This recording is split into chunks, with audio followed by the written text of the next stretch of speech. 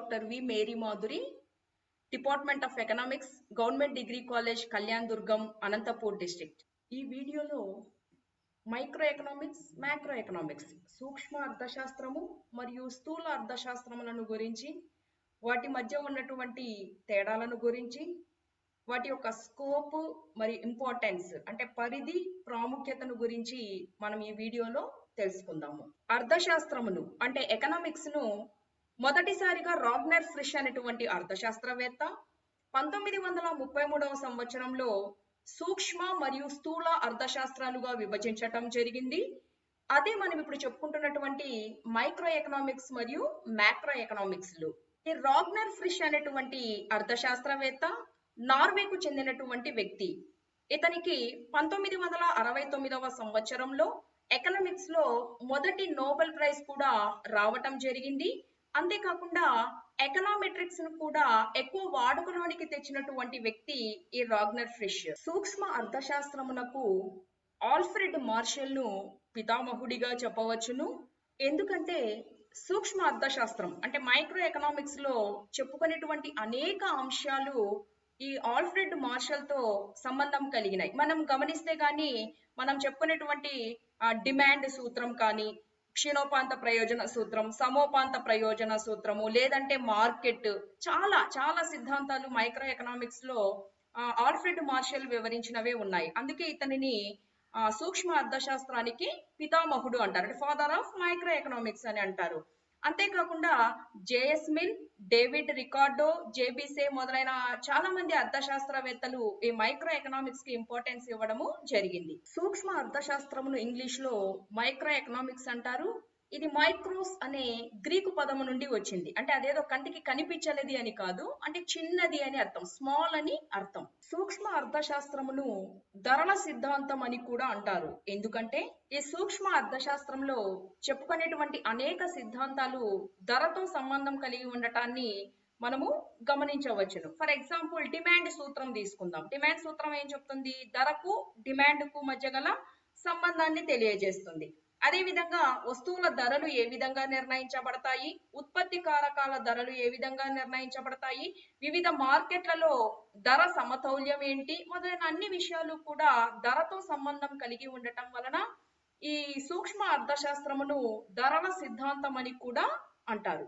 సూక్ష్మ అర్థశాస్త్రము వైయక్తిక యూనిట్లు అంటే వ్యక్తిగత యూనిట్లను గురించి వివరిస్తుంది. వైయక్తిక అంటే వన్ అని అర్థం. ఫర్ ఎగ్జాంపుల్, ఒక వస్తువు యొక్క ధర, ఒక సంస్థ, ఒక పరిశ్రమ, వ్యక్తిగత ఆదాయం, ఒక వస్తువు యొక్క డిమాండ్ మొదలైన అంశాలు సూక్ష్మ అర్థశాస్త్రం వివరిస్తుంది. ఫర్ ఎగ్జాంపుల్, నేను ఇక్కడ ఒక యాపిల్ పండును తీసుకుంటున్నాను, ఒక పరిశ్రమను తీసుకుంటున్నాను, ఒక వ్యక్తి యొక్క పొదుపును తీసుకుంటున్నాను. సో ఈ వ్యక్తిగత యూనిట్లను గురించి వివరించేదే మనం సూక్ష్మ అర్థశాస్త్రము అని చెప్పవచ్చును. ఫర్ ఎగ్జాంపుల్, ఇక్కడ గాని మనం గమనిస్తే ఇక్కడ మొత్తం క్లాస్ లో దాదాపు 50 మంది విద్యార్థులు ఉంటే అందులో కేవలం ఒక వ్యక్తిని గురించి వివరించేది సూక్ష్మ అర్థశాస్త్రం అని చెప్పొచ్చు. ఈ సూక్ష్మ అర్థశాస్త్రానికి సంబంధించినటువంటి పరిధిని గాని గమనిస్తే, పరిధి అంటే ఏంటి? సూక్ష్మ అర్థశాస్త్రంలో ఏ అంశాలు చెప్పుకుంటున్నాము, ఏ సిద్ధాంతాలను మనము పరిశీలిస్తున్నాము అనేది ఈ సూక్ష్మ అర్థశాస్త్రం యొక్క పరిధి కిందికి వస్తాయి. సూక్ష్మ అర్థశాస్త్రం యొక్క పరిధిని 3 భాగాలుగా మనము విభజించవచ్చు. ఏమంటే వస్తువు యొక్క ధర నిర్ణయం అని, ఉత్పత్తి కారకాల ధరలు అని, ఆర్థిక సంక్షేమ సిద్ధాంతాలు అని ఈ సూక్ష్మ అర్థశాస్త్ర పరిధిని విభజిస్తే, వస్తువు యొక్క ధర నిర్ణయంలో డిమాండ్ సిద్ధాంతం, ఉత్పత్తి సిద్ధాంతం, వ్యయ సిద్ధాంతం అనేవి భాగాలుగా ఉన్నాయి. డిమాండ్ సిద్ధాంతంలో డిమాండ్ సూత్రం అంటే ఏమిటి, డిమాండ్ సూత్రానికి ఉన్న మినహాయింపులు ఏంటి, డిమాండ్ ఫలం అంటే ఏంటి, డిమాండ్ వ్యాకోచత్వం అంటే ఏంటి మొదలైనవి డిమాండ్ సిద్ధాంత పరిధిలోనికి వస్తాయి. అదే విధంగా ఉత్పత్తి సిద్ధాంతంలో ఉత్పత్తి అంటే ఏమిటి, చరానుపాత సూత్రం, తరహాననుసరించిన ప్రతిఫలాల సూత్రం, అదే విధంగా కాబ్ డగ్లస్ ఉత్పత్తి ఫలం మొదలైనవన్నీ కూడా ఈ ఉత్పత్తి సిద్ధాంత పరిధిలోనికి వస్తాయి. నెక్స్ట్ తీసుకుంటే వ్యయ సిద్ధాంతం. వ్యయ సిద్ధాంతంలోనికి సమవ్యయ రేఖలు, వ్యయ భావనలు, వివిధ వ్యయ రేఖలు మొదలైన అంశాలు మనం వ్యయ సిద్ధాంతంలో చర్చించుకుంటాం. అదే విధంగా ఉత్పత్తి కారకాల ధరలు, దీనినే పంపిణీ సిద్ధాంతం అని కూడా అంటారు. సాధారణంగా అర్థశాస్త్రంలో 4 ఉత్పత్తి కారకాలు ఉన్నాయి. భూమి, శ్రమ, మూలధనం, వ్యవస్థాపన. వాటికి ఉత్పత్తి కార్యక్రమాలలో పాల్గొన్నందుకు గాను ప్రతిఫలాలను చెల్లించటం జరుగుతుంది. ఫర్ ఎగ్జాంపుల్ భూమికి భాటకమని, శ్రామికునికి వేతనమని, మూలధనానికి వడ్డీ అని, చివరికి వ్యవస్థాపకునికి లాభమని ప్రతిఫలాలు వస్తాయి.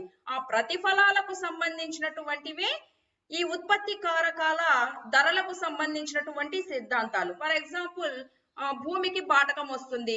ఆ బాటకానికి సంబంధించినటువంటి సిద్ధాంతాలు ఈ సూక్ష్మ అర్థశాస్త్ర పరిధిలోనికి వస్తాయి. ఏమేమి ఉన్నాయి బాటక సిద్ధాంతాలు? రికార్డో బాటకము, కృత్రిమ బాటకము మొదలైనవి. అదే విధంగా శ్రామికునికి వేతనం వస్తుంది. ఆ వేతనానికి సంబంధించినటువంటి సిద్ధాంతాలు వేతన సిద్ధాంత పరిధిలోనికి వస్తాయి. జీవనాధార వేతన సిద్ధాంతము, వేతన నిధి సిద్ధాంతము మొదలైనవి వేతన సిద్ధాంత పరిధిలోనికి వస్తాయి. మూడవది వడ్డీ సిద్ధాంతాలు. వడ్డీ సిద్ధాంతం అంటే మూలధనానికి ప్రతిఫలంగా వచ్చేదే వడ్డీ. దీనికి ఎగ్జాంపుల్ గా కీన్స్ ద్రవ్యత్వాభిరుచి వడ్డీ సిద్ధాంతాన్ని చెప్పవచ్చు. అదే విధంగా చివరిగా వ్యవస్థాపకునికి లభించే ప్రతిఫలం లాభం. దీనికి ఉదాహరణగా షుంపీటర్ లాభ సిద్ధాంతాన్ని మనం చెప్పొచ్చు. అర్థశాస్త్ర పరిధిలో మూడవ అంశము ఆర్థిక సంక్షేమ సిద్ధాంతము. ఆర్థిక సంక్షేమ సిద్ధాంతం అంటే ఏంటంటే వినియోగదారుడు గరిష్ట సంతృప్తిని పొందటానికి తన దగ్గర ఉన్నటువంటి వనరులను ఏ విధంగా వివిధ వస్తు సేవలపై వెచ్చిస్తాడో అది ఆర్థిక సంక్షేమ సిద్ధాంతం కిందికి వస్తుంది. అదే విధంగా ఉత్పత్తి కారకాలు అనేవి ఉత్పత్తి ప్రక్రియలో ఏ విధంగా పంపిణీ చేయబడతాయి అంటే ఏ వస్తువులను ఉత్పత్తి చేయాలి, ఎంత క్వాంటిటీలో ఉత్పత్తి చేయాలి, ఎప్పుడు ఉత్పత్తి చేయాలి మొదలైనవన్నీ కూడా ఆర్థిక సంక్షేమ సిద్ధాంత పరిధిలోనికి వస్తాయి. సూక్ష్మ అర్థశాస్త్రానికి ఎకనామిక్స్ లో చాలా ప్రాధాన్యత ఉన్నది. ముఖ్యంగా ఆర్థిక వ్యవస్థలో వనరుల పంపకం గురించి తెలుసుకోవడానికి సూక్ష్మ అర్థశాస్త్రము ఉపయోగపడుతుంది. అంటే ఏ ఏ వస్తువులను ఉత్పత్తి చేయటానికి ఏ ఏ వనరులు ఏ విధంగా కేటాయించాలి అనేది మనం సూక్ష్మ అర్థశాస్త్రం ద్వారా తెలుసుకోవచ్చును. అదే విధంగా మానవ సంక్షేమమును గురించి తెలుసుకోవడానికి అంటే మానవులు జీవించటానికి ఏది అవసరము, దానికి ఎలాంటి విధాన నిర్ణయాలు చేయాలి, ఎలాంటి పద్ధతులను అనుసరించాలి మొదలైనవన్నీ కూడా మనము సూక్ష్మ అర్థశాస్త్రం ద్వారా తెలుసుకోవచ్చును. అంతేకాకుండా వివిధ వస్తువులకు లేదా సేవలకు ధరలు ఏ విధంగా నిర్ణయింపబడతాయి, అదే విధంగా ఉత్పత్తి కారకాల ధరలు అంటే భూమికి భాటకం కానీ, శ్రామికునికి వేతనం కానీ, మూలధనానికి వడ్డీ కానీ, వ్యవస్థాపకునికి లాభం కానీ వాటికి ఎలా నిర్ణయింపబడతాయి అనేది మనం సూక్ష్మ అర్థశాస్త్రం ద్వారా తెలుసుకోవచ్చును. అదేవిధంగా గరిష్ట సంతృప్తికి గాను వనరులు ఏ విధంగా కేటాయించబడాలి, వ్యక్తిగతంగా కూడా వినియోగదారులు తాము ఎక్కువ సంతృప్తిని పొందటానికి తమ దగ్గర ఉన్నటువంటి వనరులను వివిధ వస్తువులపై ఏ విధంగా కేటాయిస్తారో కూడా మనం సూక్ష్మ అర్థశాస్త్రం ద్వారా తెలుసుకోవచ్చును.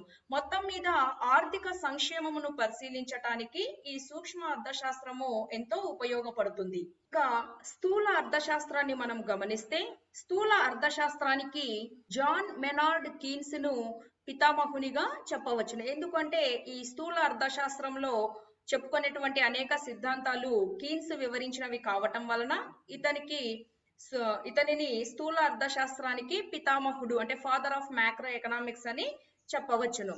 ఫర్ ఎగ్జాంపుల్ కీన్స్ ఆదాయ ఉద్యోగిత సిద్ధాంతము, చక్రీయ ఆదాయ ప్రవాహము, వినియోగ ఫలభావము, పెట్టుబడి సిద్ధాంతము, ద్రవ్యత్వాభిరుచి వడ్డీ సిద్ధాంతము మొదలైనవన్నీ కూడా కీన్స్ వివరించటం వలన ఇతనిని ఫాదర్ ఆఫ్ మ్యాక్రో ఎకనామిక్స్ అని అంటారు. ముఖ్యంగా ప్రపంచవ్యాప్తంగా 1929-30 సంవత్సరంలో ఆర్థిక మాంద్యము ఏర్పడినప్పుడు ఈ కీన్స్ వివరించినటువంటి సిద్ధాంతాలు ఎక్కువ ప్రాధాన్యతను సంతరించుకున్నాయి. ఇతను వివరించిన సిద్ధాంతాలు ఈ ఆర్థిక మాంద్యం బారి నుండి ఆర్థిక వ్యవస్థలను కాపాడటంలో ముఖ్య పాత్ర వహించటం వలన ఈ 1929-30 ఆర్థిక మాంద్యం తరువాత కీన్స్ వివరించినటువంటి స్థూల అర్థశాస్త్ర సిద్ధాంతాలకు ప్రాధాన్యత అనేది పెరుగుతూ వచ్చింది. స్థూల అర్థశాస్త్రమును ఆదాయ ఉద్యోగిత సిద్ధాంతము అని కూడా అంటారు.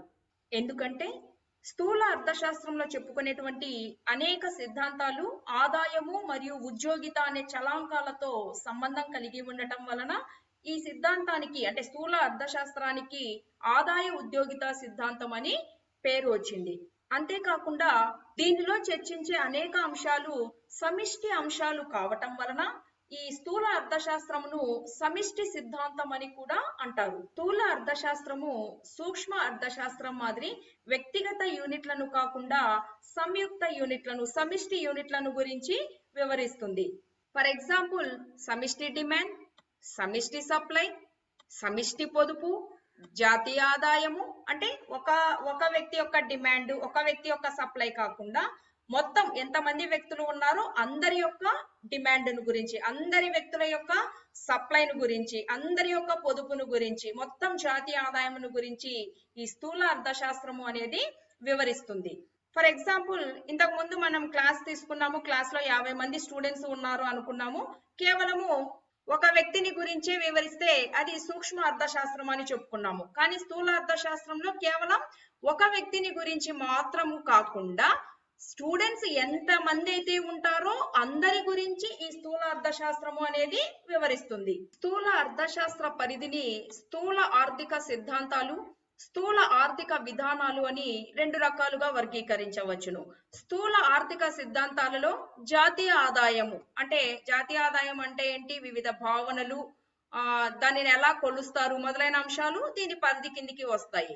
నెక్స్ట్ తీసుకుంటే ఉద్యోగిత సిద్ధాంతం అంటే ఉద్యోగితకు సంబంధించినటువంటి సిద్ధాంతాలు, కీన్స్ సిద్ధాంతం గాని, సార్థక డిమాండ్, వినియోగ ఫలము మొదలైనవి, గుణకము, వేగత్వరణము మొదలైనవన్నీ కూడా ఉద్యోగిత సిద్ధాంత పరిధిలోనికి వస్తాయి.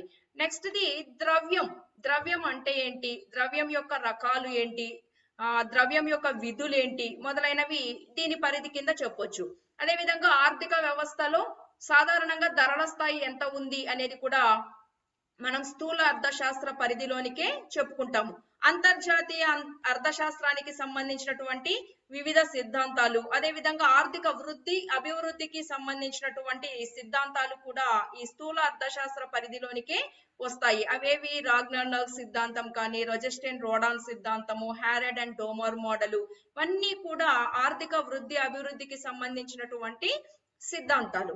ఇక రెండవది తీసుకుంటే స్థూల ఆర్థిక విధానాలు. ఇందులో 2 రకాలు ఉన్నాయి. ఒకటి కోశ విధానం, 2 ద్రవ్య విధానం. కోశ విధానం అంటే ప్రభుత్వం యొక్క పన్నులు, వ్యయము, రుణ విధానాన్ని కోశ విధానం అంటారు. ఇక ద్రవ్య విధానం అంటే ఆర్థిక వ్యవస్థలో ద్రవ్యోల్బణం కానీ, ఆర్థిక మాంద్యం కానీ ఇలాంటి పరిస్థితులు సంభవించినప్పుడు ప్రభుత్వము పరపతిని నియంత్రించడానికి ఉపయోగించే సాధనమే ఈ ద్రవ్య విధానం అని చెప్పవచ్చు. ఈ కోశ విధానం, ద్రవ్య విధానం 2 కూడా మనము స్థూల అర్థశాస్త్ర పరిధిలోనే చర్చించుకోవటం జరుగుతుంది. స్థూల అర్థశాస్త్రమును అవగాహన చేసుకోవటం ద్వారా మొత్తం ఆర్థిక వ్యవస్థను అవగాహన చేసుకునే అవకాశం ఉంటుంది.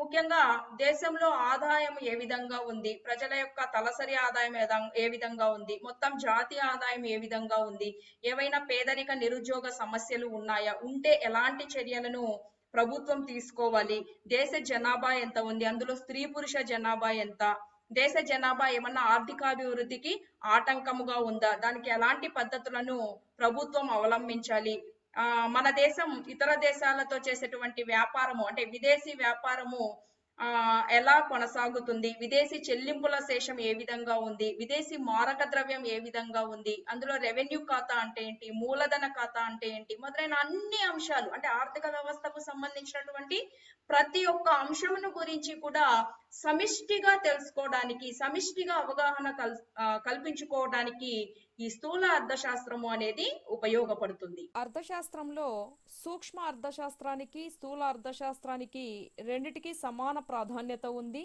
సూక్ష్మ అర్థశాస్త్రము నాణెమునకు ఒకవైపున మాత్రమే పరిశీలిస్తే, స్థూల అర్థశాస్త్రము నాణెమునకు 2 వైపులా చర్చిస్తుంది.